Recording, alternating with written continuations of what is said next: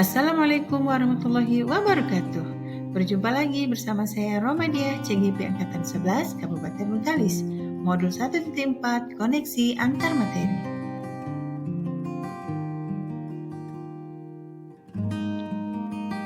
Kesimpulan mengenai peran saya dalam menciptakan budaya positif di sekolah adalah di mana seorang guru yang baik harus memiliki kemampuan di dalam mewujudkan budaya positif di sekolah.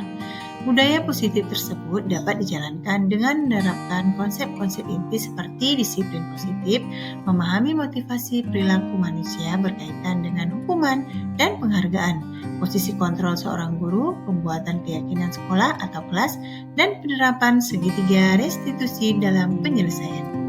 Disiplin positif adalah cara penerapan disiplin yang mengajarkan anak bertanggung jawab dan menumbuhkan kesadaran diri berdasarkan nilai-nilai kebajikan.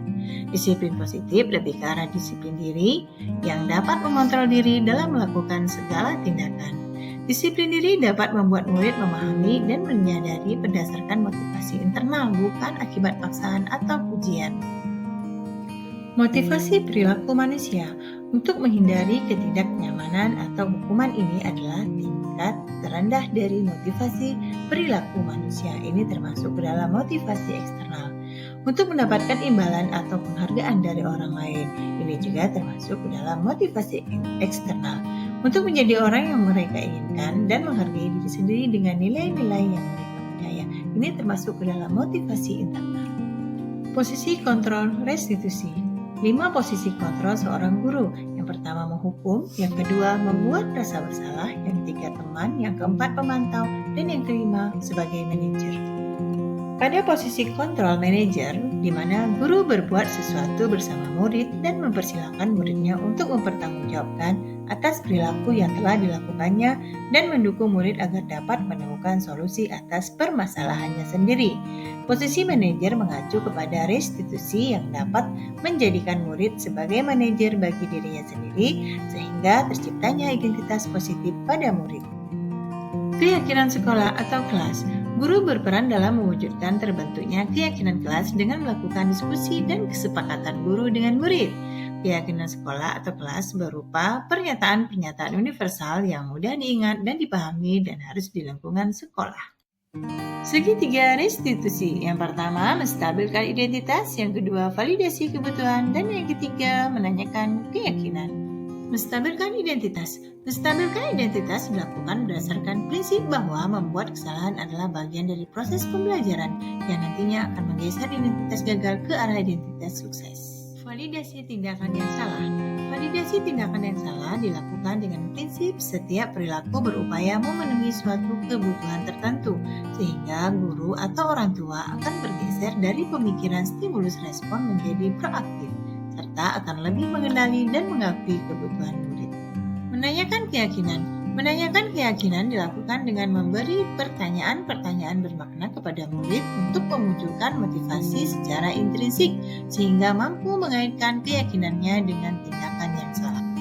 Budaya positif berdasarkan filosofi Ki Hajar Dewantara, di mana dengan menjalankan budaya positif di sekolah, maka akan mempermudah dalam tercapainya tujuan pendidikan sesuai dengan filosofi Ki Hajar Dewantara, yaitu pembelajaran yang berpihak kepada murid.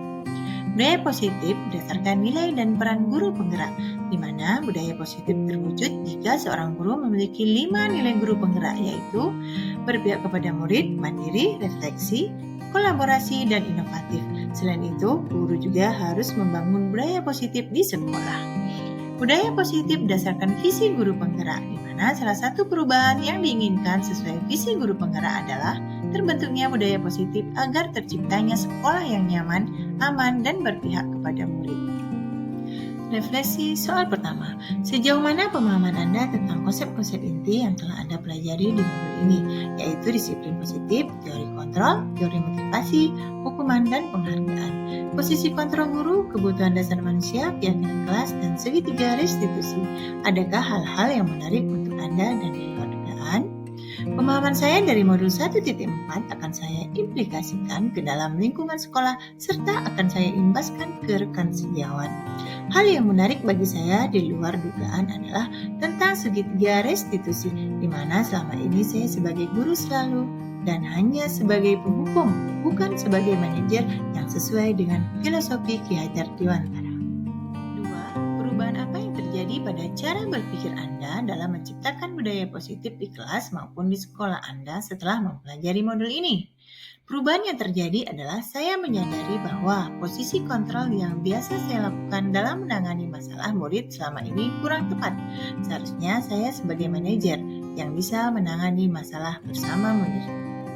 3. Pengalaman seperti apakah yang pernah Anda alami terkait penerapan konsep-konsep inti dalam modul budaya positif baik di lingkungan kelas maupun di sekolah Anda? Saya menangani siswa yang terlambat datang ke sekolah dengan menggunakan langkah-langkah segitiga restitusi, yaitu menstabilkan identitas, validasi tindakan yang salah, dan menanyakan keyakinan kelas. 4. Bagaimanakah perasaan Anda ketika mengalami hal-hal tersebut? Saya merasa bahagia karena dapat menerapkan segitiga restitusi dalam menangani sebuah kasus dan masalah murid dan menjadikan murid mampu belajar dari kesalahan yang telah diperbuat. 5. Menurut Anda terkait pengalaman dalam penerapan konsep-konsep tersebut, hal apa sajakah yang sudah baik? Adakah yang perlu diperbaiki? Hal yang sudah baik menurut saya adanya motivasi internal yang muncul pada diri murid untuk melaksanakan budaya positif setelah mendapatkan pendampingan menggunakan segitiga restitusi. Dan yang harus diperbaiki adalah saya harus selalu memposisikan diri saya sebagai manajer dalam menangani masalah. Sebelum mempelajari modul ini, ketika berinteraksi dengan murid, berdasarkan 5 posisi kontrol, posisi manakah yang paling sering Anda pakai, dan bagaimana perasaan Anda saat itu? Setelah mempelajari modul ini, posisi apa yang Anda pakai, dan bagaimana perasaan Anda sekarang? Apa perbedaannya? Sebelumnya, posisi kontrol saya adalah sebagai penghukum dan hanya sebagai pemantau. Pada saat itu, saya hanya memberikan hukuman kepada murid yang melakukan kesalahan dengan tujuan terdapat efek jera yang dirasakan murid. Tetapi ternyata itu salah. Setelah mempelajari modul budaya positif ini, saya mulai menerapkan posisi manajer dalam penyelesaian masalah. Perasaan saya menjadi senang karena menyadari bahwa pentingnya komunikasi yang efektif agar tumbuh rasa tanggung jawab pada diri murid. 7. Sebelum mempelajari modul ini, pernahkah Anda menerapkan segitiga restitusi ketika menghadapi permasalahan murid Anda? Jika iya, tahap mana yang Anda praktekkan dan bagaimana Anda mempraktekannya? Saya pernah melakukannya pada tahapan menstabilkan identitas dengan memberikan pernyataan setiap orang pasti pernah berbuat kesalahan.